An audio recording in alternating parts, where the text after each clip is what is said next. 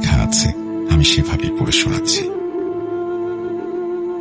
কিংসবার্গের এই নির্জন 11 ডিগ্রি সেলসিয়াসের হালকা শীতল বাতাসটা যখন গায়ে এসে লাগে, মনে হয় সময়টা থমকে গেছে, ঠিক যেমন থমকে গিয়েছিল 1998 সালের সিরাজদি খানের সেই ইছামতি নদীর পাড়ে।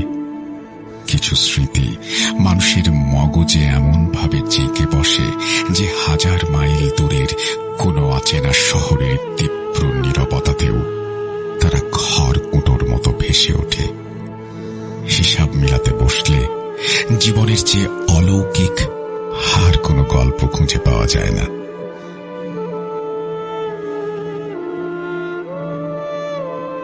ছোটবেলা থেকেই বাবার বদলির চাকরির সুবাদে নানা জায়গায় ঘুরতে হতো। সেবার আমরা আস্তানা গাড়লাম সিরাজদি থানায়। থানার সামনে মাঠ, তার ওপাশেই একটা বড় পুকুর, আর পেছনের টিনের 4 চালা কোয়ার্টার ঘেঁষে বয়ে চলা ইছামতি নদী।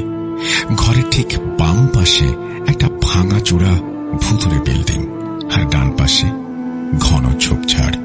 সেই ঝোপের মাঝে একটা পুরনো আম গাছ ছিল, তার ডালপালা জুড়ে ঝুলত ছোট ছোট পলিথিনের পুতলি। বাবা বলতেন ওগুলো নাকি আলামত, অপঘাতে মরে যাওয়া মানুষের জামা কাপড়, পোস্টমর্টমের পর লাশের টুকরো অংশ। কোর্ট কাচারির সাক্ষী হিসেবে ওগুলো ওখানে ঝুলিয়ে রাখা হতো। বাতাসে যখন সেই পুটলিগুলো দুলত, গা শিউরে উঠত। আর ওই আলামতগুলোর সাথে জড়িয়ে থাকত নূর নবীর নাম, যে ছেলেটা মেথরপট্টিতে থাকত, লাশ তোলা আর কবর খোঁড়ার কাজে যার জুড়ি ছিল না। আমার বয়সী কেউ না থাকায় ওই মেথরপট্টি ছিল আমার খেলার রাজ্য। মার্বেল খেলা, কাদা দিয়ে পুতুল বানানো, আর আমার সেই সাদা কালো 3 নম্বর ফুটবলটা নিয়ে মেতে থাকা। বিকেলে চলত লুকোচুরি, যার স্থানীয় নাম পলাপলি। একটু লাজুক আর আতেল টাইপের হওয়ায় বারবার চোর আমাকেই হতে হতো। একদিন বুদ্ধি করে লুকালাম ওই আম গাছের পেছনের ঘন ঝোপটায়, আলামত ঝুলানো ডালগুলোর ঠিক নিচে। ঠিক তখনই বুকটা কেঁপে উঠল। ঝোপের ওপাশে দাঁড়িয়ে আছে এক তরুণী, বয়স বড়জোর 18 কি 20। পরনে এক অদ্ভুত হলুদের মাঝে লাল পাড় দেয়া শাড়ি। সে নিষ্পলক চোখে আমার দিকে তাকিয়ে আছে। আমি ভয়ে ভয়ে ঠোঁটে আঙুল ঠেকিয়ে ইশারা করলাম, কাউকে বলো না আমি এখানে। সে নড়ল না, কিছু বললও না, কিন্তু ওই বোবা দৃষ্টির গভীরে এমন এক নির্ভরতা ছিল, মনে হলো সে আমার গোপন আশ্রয়টা কাউকে বলে দেবে না। এরপর থেকে তাকে আমি প্রায়ই দেখতাম। মা যখন রান্নাঘরে কাজ করতেন, জানালার ওপাশে সে দাঁড়িয়ে থাকত। মাকে বলতাম, মা দেখো কে দাঁড়িয়ে আছে। মা ঝাঁঝালো ধমক দিয়ে বলতেন, কই রে, কে আসবে এই দুপুরে? কেউ তাকে দেখত না, শুধু আমি ছাড়া। সবচেয়ে তীব্র আর ভীতিময় অনুভূতিটা হল এক বৃষ্টির দিনে মা, পাশের বাসার আন্টি আর তাদের ছেলেমেয়েরা মিলে ইছামতি ঘাটে গোসল করছিলাম। হঠাৎ শ্যাওলায় পা পিছলে আমি তলিয়ে গেলাম নদীর গভীরে। দম বন্ধ হয়ে আসছিল, ফুসফুসে ঢুকছিল ঘোলা জল। অন্ধকারের দিকে তলিয়ে যাওয়ার ঠিক আগ মুহূর্তে পানির নিচ থেকেই যেন কেউ আমার মায়ের পা টেনে ধরল। মা চমকে উঠতেই আমাকে টেনে তুললেন। আমি মাকে বললাম, মা ওই মেয়েটা এসে তোমার পা ধরে আমাকে বাঁচিয়ে দিয়ে আবার পানির নিচে চলে গেল।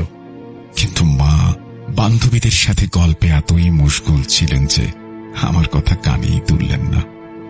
অভিমানে ক্ষোভে আমি সাবানটা পানিতে ছুঁড়ে মারলাম। মা সেদিন প্লাস্টিকের মগ দিয়ে পিঠে 2টো চড় বসিয়ে দিয়েছিলেন। মা বোঝেননি সেদিন ইছামতেরই জল থেকে আমাকে কোনো মানুষ নয়, এক চিরন্তন বোবা মায়া টেনে তুলেছিল। ইউনিভার্সিটি শেষ করে যখন প্রথম চাকরি শুরু করলাম, তখন স্কুলের বড় ভাই মাসুমের সাথে ধানমন্ডির একটা মেসে একটা রুমে উঠলাম। মাস দুয়েক যাওয়ার পর হঠাৎ এক সকালে মাসুম ভাই ফ্যাকাশে মুখে বললেন, তোর সাথে আমি আর এই রুমে থাকবো না, কোনোভাবেই না। আমি অবাক হয়ে কারণ জিজ্ঞেস করতেই ওনার গলার আওয়াজ কাঁপতে থাকে।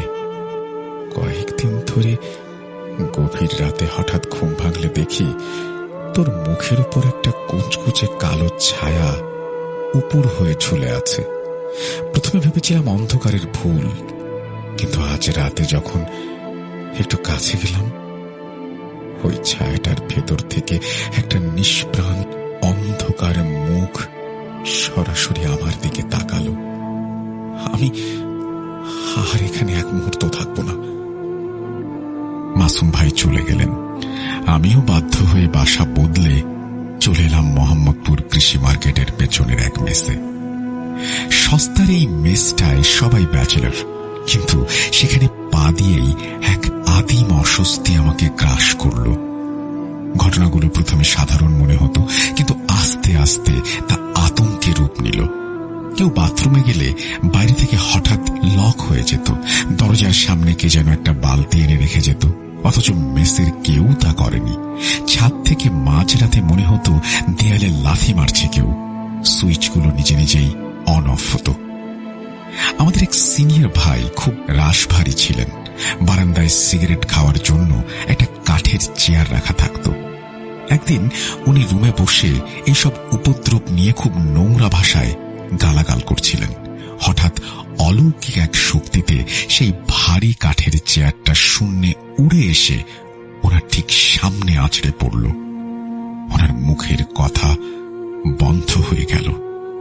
কদিন পর থেকে ঘরের কোনায় কোনায় ছোট ছোট বালির ঢিপি দেখা যেতে লাগলো, ঠিক যেমন ছোট বাচ্চারা নদীর পাড়ে বালি দিয়ে ঘর বানায়। আর সবচেয়ে বিরক্তিকর ছিল বাথরুমের পানি। সারাদিন পর আমরা যখন অফিস থেকে ফিরতাম, দেখতাম পুরো মেসের মেঝেতে ভেজা কাপড়ের দাগ। বাথরুম থেকে পানি এসে সারা ঘর ভিজিয়ে দিয়েছে। মনে হতো কেউ যেন ভেজা কাপড় নিংড়ে সারা ঘরে হেঁটে বেরিয়েছে। এক বৃহস্পতিবারের ঘটনা, সবাই মেসের নিচের চায়ের দোকানে বসে আছি। রাতের রান্নার জন্য বাজার করে মেসের সবচেয়ে ছোট ছেলেটাকে বললাম, তুই রুমে গিয়ে মাছ সবজি ধুয়ে রেডি কর, আমরা আসছি। ঠিক 10 মিনিট পর ওর ফোন। ওপাশে ওর গলা কাঁপছে, কান্না ভেজা কণ্ঠে বলল, ভাই তাড়াতাড়ি আসেন, সব শেষ। আমরা ছুটে গেলাম রুমে। যা দেখলাম তা কোনো সুস্থ মানুষের কল্পনাতেও আসবে না। মনে হলো কোনো এক অদৃশ্য তাণ্ডব পুরো ঘরটাকে চিবিয়ে থুথু করে ফেলে দিয়েছে। চাল ডাল সারা মেঝেতে ছেটানো, ফ্রিজের ভেতরে জিনিসপত্র বের করে দেয়ালে লেপটে দেয়া হয়েছে। রান্নার তেল মাখানো পুরো ঘরের দেয়ালে এক বিভৎস হিংস্র দৃশ্য। সস্তার বাসা পাওয়ার আনন্দ এক নিমিষে কর্পূরের মতো উড়ে গেল। উপায় না দেখে আমরা সূচনা কমিউনিটি সেন্টারের পাশের বাইতুল আশরাফ মসজিদের হুজুরের শরণাপন্ন হলাম। জুম্মার নামাজ শেষে হুজুর আমাদের সব শুনলেন এবং আসরের পর দেখা করতে বললেন। আসরের পর আমরা যখন ওনার সাথে বসলাম, হুজুর চোখ বন্ধ করে কিছুক্ষণ রুদ্ধশ্বাসে কি যেন ভাবলেন। তারপর দীর্ঘশ্বাস ফেলে বললেন, ওরা মার ছেলে, ওই বাসায় থাকে। ছেলেটা খুব চঞ্চল, বালি দিয়ে খেলা করে। আর তোমরাও তো ভালো নও, বাথরুমে গিয়ে পানি ঢালো না, ওদের গালিগালাজ করো। আমাদের একজন বলে উঠল, কিন্তু হুজুর, সারা ঘর পানি দিয়ে ভাসিয়ে রাখে কেন? এটা তো সহ্য করা যায় না।